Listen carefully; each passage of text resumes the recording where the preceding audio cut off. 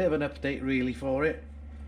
I've basically been and fetched the last of the bits that were in storage actually, which were the door cards and both the seats, which you might recall if you follow this channel for a while.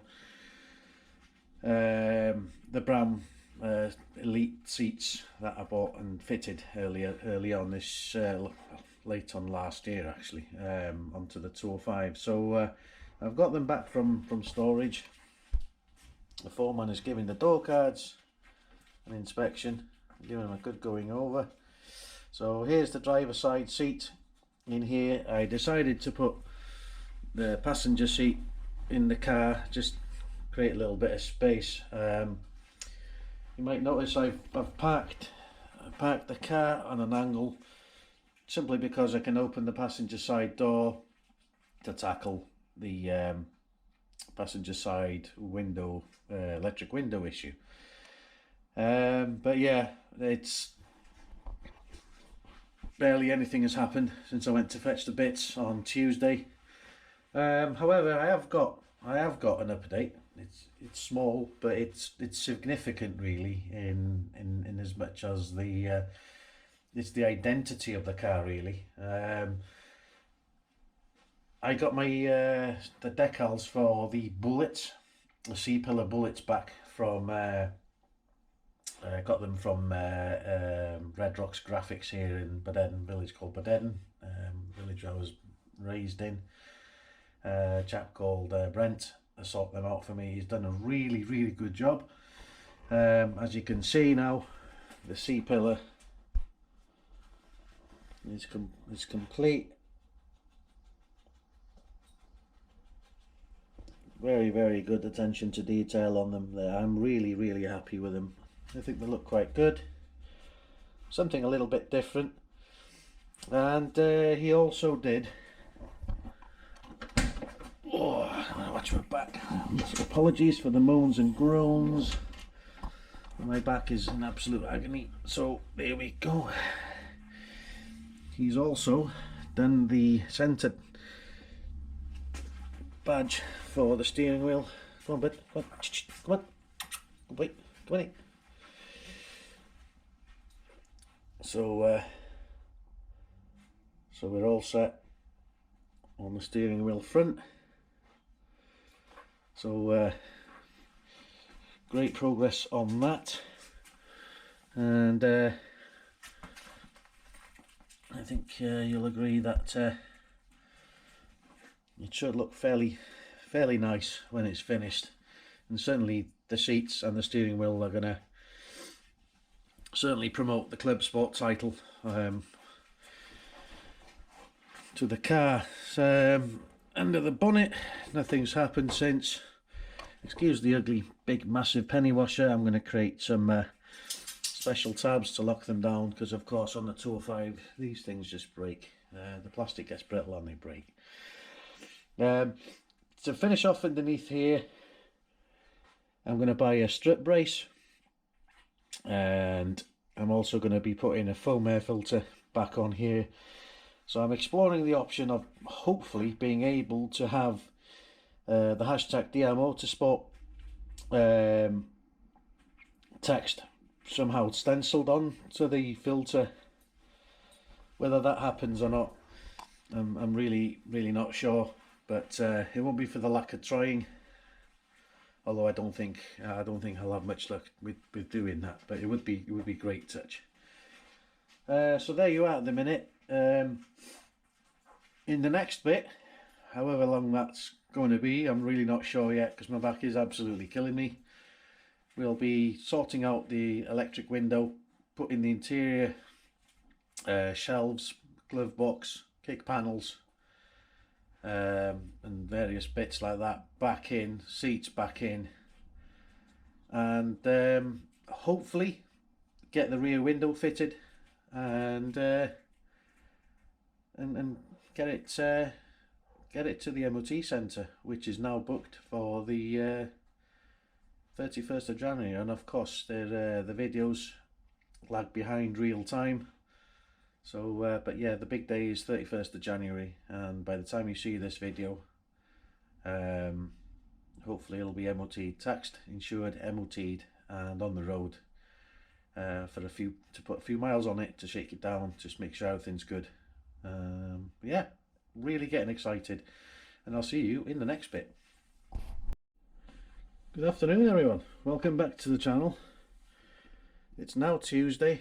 My back's feeling still sore, but the biggest amount of pain has now gone, so I'm back on it today. So I've been looking at the electric windows issue and why it wasn't working. So I've continuity checked everything from the fuse box out to the plug on the connection for the door, and I've also continuity checked from there to the motor connectors and to the switch. What I found was that the three of the relays in here were a bit blue, a bit fuzzy, very corroded. So basically I've painlessly cleaned them all, and that seems to have done the job. So the window works from the switch on the door itself. Let's just switch on. So there we go. There we go, that one. And so yeah, I think it's mission accomplished with it, really. I'm still taking it easy. I'm afraid to pull it again. It's terrible, absolutely terrible thing. It was my birthday yesterday, and it was well enough to go out for the day with my wife and have a good few cocktails and a good few rooms at the end of it. So and the day off work today. So happy days on that score. So yeah, it's now time to reassemble the fuse box, glove box, put the sun visor back in this side, kick panel back in here. Before I put the kick panel in, I just need to do a bit of painting on the kick panel, make sure that's Nardo grey. I've got some paint to do that. The seats will need a bit of love. The front seat, that's all fully bolted down now on that side. New addition is the DR Motorsport logo on the steering wheel, and I've had them fitted onto the car mats, passenger side, driver side, and I've also got one fitted on the boot carpet as well, or the boot mat. Plenty of free extra round logos, DR Motorsport round logos, and so they'll be handy for spares. I thought about fitting them onto the wheel centres, but they are quite a bit smaller than the Speedline course ones. So and I'll just leave those there, I think. I also ordered and fitted the caps, plastic caps, to fit on top of the bolt heads, which were exposed at the minute. As they were new, they weren't looking too bad, but in time, you know, they're going to turn a bit crappy. So I thought, yeah, let's get some fitted. So I've got those on. I moved the car around today, reversed it out to the corner of the cul-de-sac, moved it forwards, reversed, put it forward again, reversed again, checked the handbrake, all the brakes exactly how it used to be, and yeah, basically it's ready for an MOT. which has now been booked for January 31st. Tomorrow I've got Colin coming back to fit the rear window in. That means then I'll have to crack on with stripping and painting the wiper arm, getting that refitted on here with a new wiper blade, which I've already got. And then once I've done that, I'm going to open the boot once again so I can then get ordering. I'm going to felt the back quarters and the boot floor. A little bit of a go at some soundproofing, really. A little go at some soundproofing. I don't think there's going to be a great deal of success in there, because it's basically a road legal track car, and it shouldn't be too quiet in there anyway, so you can't hear the engine. And after all, you want to hear the Genvies when they're at full chat. So one of the things I'm not sure about is whether I put red felt on there, on the sides and on the bottom. Obviously I'll go around down the bottom, slightly onto the seat pan. Do I do it red, or do I keep it black? That's the question. I'm really not sure at the minute which way I'm going to go with it. So I don't know. What do you guys think? Shall I felt it red or black? Let me know in the comments what you think. I'll be asking a question on the forums anyway, so I'm not sure. I'm really not sure which way to go with that. But yeah, watch this space. So underneath the bonnet, absolutely nothing's gone on really. Just one of the things I haven't yet mentioned was just before I pulled my back last week, I had the engine running.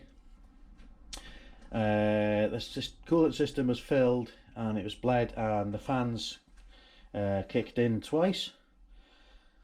Just wanted to make sure it all worked, and yeah, when the fans kicked in, the temperature on the gauge would just drop right down. So that's restored my confidence in the cooling system, because when it was last on the road, it was running really hot. I think it's the radiator that was knackered, but it was running really hot and the fans didn't kick in. So when the engine was out and all the bits were hanging out loom wise, I continuity checked all the wires on the cooling fan system. So yeah, I didn't find any issues, and it's worked right this time. So it probably could have been a poor earth. I also had issues in the past with intermittent starting.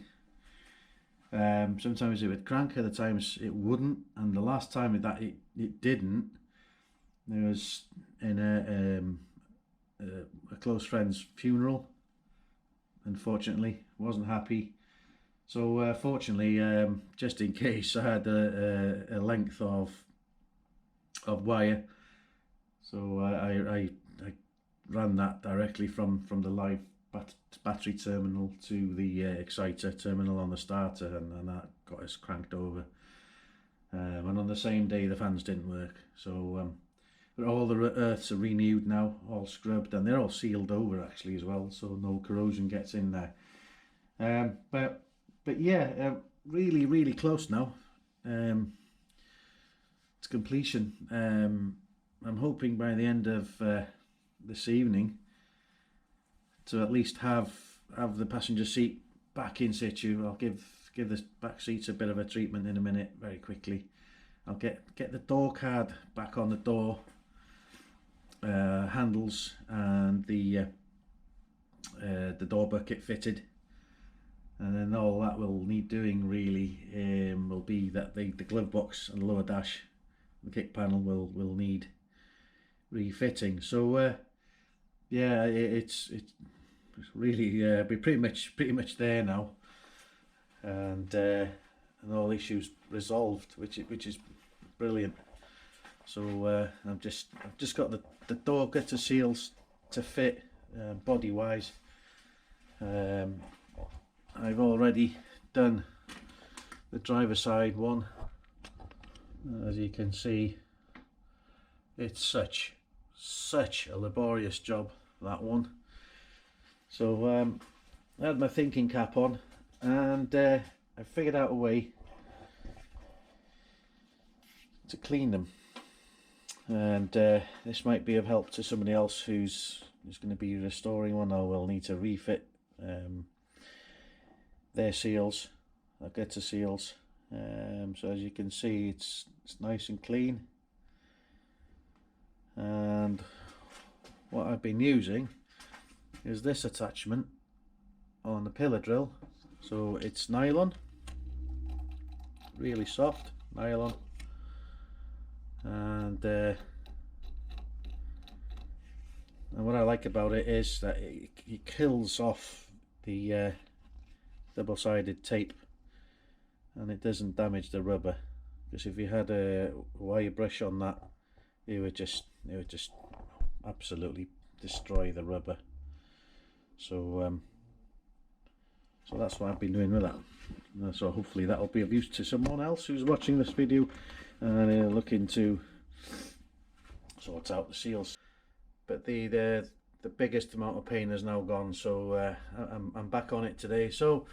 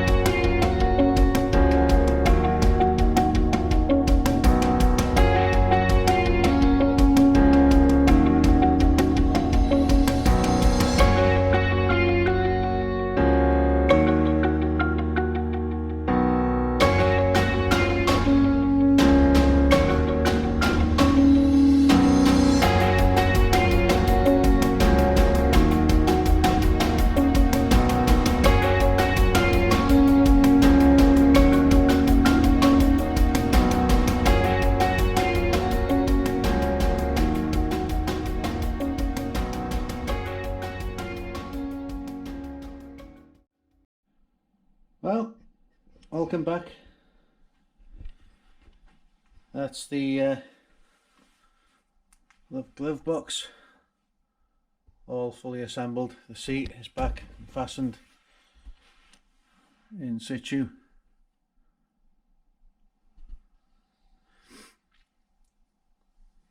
Door card, as you've just seen, all intact. Windows now working, and it's really getting there now. So the next job, tomorrow's job, hopefully Carl will come over and sort out the rear window. I can move the car across the garage to this side so I can get the driver's side door seal back on, finish scrubbing off the passenger side gutter seal. I've already ordered the tape to put them back on. And pretty much that's it then. MOT time. I'm gonna have to find an insurer, tax it, and yeah, time to drive it again. Put a few miles on there, and yeah, shake it down, make sure everything's good. Yeah, happy days. See you in a minute. Welcome back everyone, and yesterday everything went to plan. The rear window is back on and fitted, and all sitting in its place. Nice new seal, and yeah, all sorted. No issues. The seal, seemingly to start with, looked small, way too small, but we soon realised that it was stretched. It was big enough to stretch nicely and tight around the window. So that was a huge relief. There was a moment of, oh my god, when Colin shouted me out and said, "Oh, I think we've got a problem." Came round the car, only to find that the seal was, when it was lying on the window, it was 3/4 the size. So yeah, a big sigh of relief when that was discovered to stretch. So happy days on that one. Today I've got the car on the ramps, so I'm not particularly happy with the way it's running. It seems to have a bit of a blank spot, so I need to look at that. But I've lent my synchrometer to somebody. I can't find it. I can't remember who I lent it to, so I'm going to buy a new one. Not quite sure what's happening with it, whether it's too low pressure on the regulator, I'm not sure, but it's running 3 bar exactly at the minute. Whether it needs to go up to about 3.5, I'm not quite sure, but I'm going to put new plugs on it anyway. I've checked all the inlet, everything's tight, and as far as I'm aware, everything else I've checked it's sealed and not drawing in air. So but it's spitting on occasionally on idle. It spits on number 2 mainly. So I need to just have a check, see what's happening with that, because obviously when I pulled the engine out of the car before I pulled it off the road, it was running no issues. Obviously it was rich on idle, which wasn't great, but there were no blank spots. It really went well. So you clear its throat, it does rev, it will rev, you know, all the way, but it's on the initial impetus when you know, when I say slam, you slam pretty hard, and then it takes a while, you back off, and then it'll rev. So there's probably something and nothing.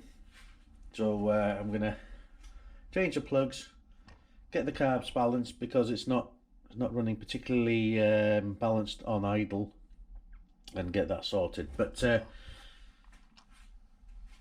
before I do any of that, I need to connect it to the computer and just check the throttle stop, make sure it's good on throttle off and the maximum throttle, just to make sure that is mapped properly on the in the ECU, just to double check it. So I'm going to fetch my laptop and I'll see you in a minute. Right, welcome back. I've just connected a USB serial converter to the cable that runs underneath the dashboard into the ECU, which lives underneath here, as you've seen it before.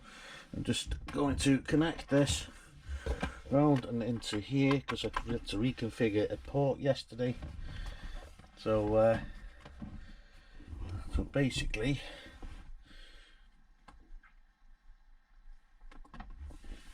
launch the DTA software. It takes a while because this is quite an old computer now, and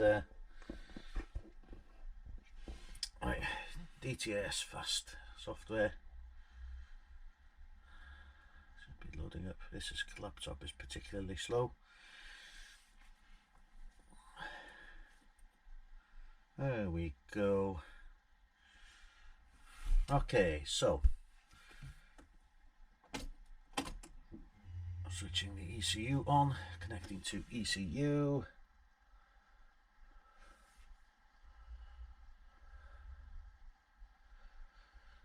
go. So it's reading the map.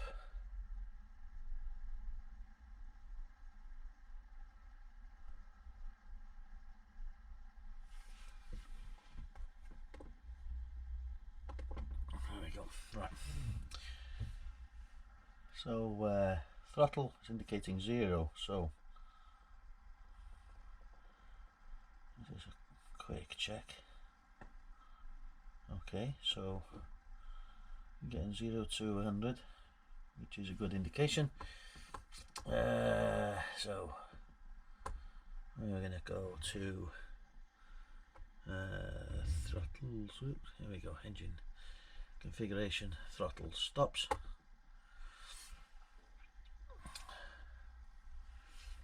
This computer is so slow. Okay, so we've got throttle position there. So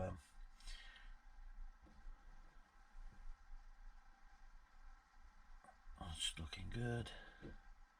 Closed.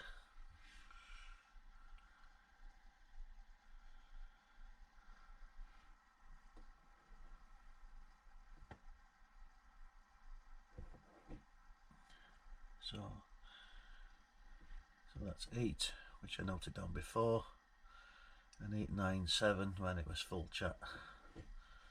So that's good. I don't need to do that. So that is one thing sorted out. Okay, there we go. Let the AVG go away. Right. Okay. So yeah, happy days on that score. And so the throttle stops are good. Yeah. Okay. So it's the next step is to buy a synchrometer, get all the throttle bodies balanced. I did split them to remove them from the manifold and to clean and lubricate them. So the stop on the 3 and 4 cylinder side wasn't adjusted. Nothing's been touched at all on that one, so I'm gonna use that as a benchmark, try and get them balanced across. So the idle is slightly like it's almost like it's running on 2 cylinders, but not really. It doesn't sound particularly well balanced, so I'm going to sort that out and do a bit of homework with regards to the regulator.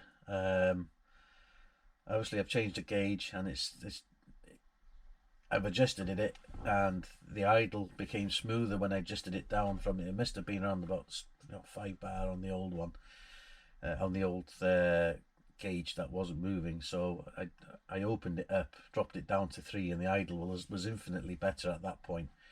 So I'm wondering whether I've backed it down too low and whether it needs maybe to go up half a bar. I'm not sure, but I'm going to do a bit of homework, ask a few questions on the groups, on the Facebook groups, because it is running the GTI 6 green injectors, and maybe it needs to be needs to have a little bit more pressure, but I'll get it sorted out. I'll see you in a minute. Right then, so I thought first things first, if there's no vacuum leaks, obviously the idle's not perfect, but it's not far off, I just thought I'll dial up the fuel pressure regulator. So I dialed it up, it was exactly 3 bar, and I dialed it up half a bar. It made a slight difference to the idle, a very slight note on the engine.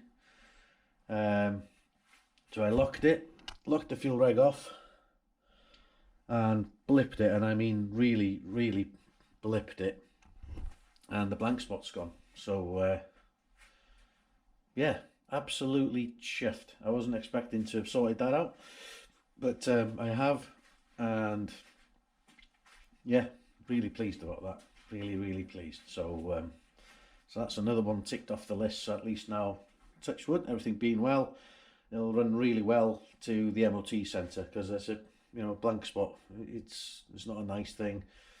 It's one of the most frustrating things, I think, for any of us petrol heads. So that is now sorted. So the reason I've got the car on the ramps, it's just basically I'm just having a look underneath it to just, you know, just a spanner check, basically make sure everything's good. So I've spanner checked it, they're all good, and no issues. So I'm still waiting for the tape really to arrive, so I can get the seals fitted, refitted back to the car. I've also got the driver's side door seal here that needs a bit of a scrub.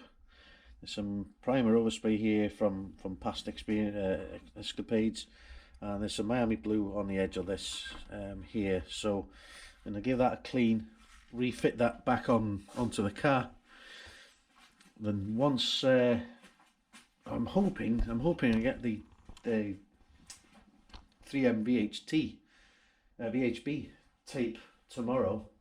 That way I could fit the gutter seals, the driver's side door seal, and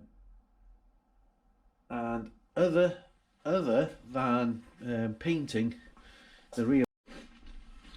Well, Saturday morning, welcome back everyone, and the last of the few jobs steadily dropping out now, and gutter seal is on both sides. Need to give this a bit of a wipe, a bit of dressing on there. It's cleaned up pretty well. Door seal's now back in. The same with the other side as well, really. I've taken the wiper arm off to paint it because I wasn't happy with how it was. Open this very slowly. Gutter seal now in. Again, I'll need to put a bit of dressing on it to clean it. And the driver's door seal is back in place, and the door's closed beautifully. There we go, that's that one done. So going to move the car around, get it straight in the garage, and that's pretty much it for this episode. Coming up, a couple of smallish jobs on the underside. I almost forgot to put the braces down against for the rear balances, you know, the little stabilizer sections. So I'm going to put those on, and the reverse light stopped working again, so I need to investigate that. But other than that, they're looking pretty good. So thanks to everyone for subscribing. Thanks for following the channel, following the journey with this car, and I will see you in the next episode. Stay safe everyone, take care, see you soon.